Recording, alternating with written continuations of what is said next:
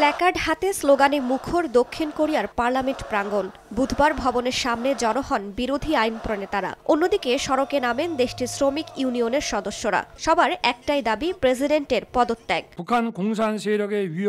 মঙ্গলবার গভীর রাতে টিভিতে জাতির উদ্দেশ্যে দেয়া ভাষণে আচমকাই দেশে জরুরি সামরিক আইন জারি করেন প্রেসিডেন্ট ইউন সুক ইয়োল। যদিও পার্লামেন্ট সদস্যদের বিরোধিতার মুখে কয়েক ঘণ্টা পরই সামরিক আইন জারির আদেশ প্রত্যাহারে বাধ্য হন তিনি। তার সামরিক আইন জারির আকস্মিক এই ঘোষণায় ক্ষোভে ফেটে পড়েন দেশটির সাধারণ মানুষ। পার্লামেন্টের বাইরে জড়ো হয়ে দাবি জানান প্রেসিডেন্টের পদত্যাগের। বিরোধী আইন প্রণেতাদের দাবি, প্রেসিডেন্টের সামরিক আইন ঘোষণা সংবিধানের সুস্পষ্ট লঙ্ঘন। অবিলম্বে এ ঘটনার তদন্তের আহ্বান জানান তারা।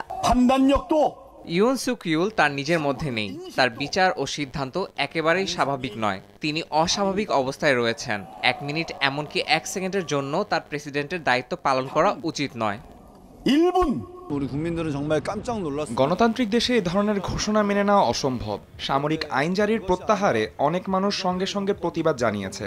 আজও সর্বস্তরের মানুষ দেশব্যাপী আন্দোলনে একত্র হয়েছে।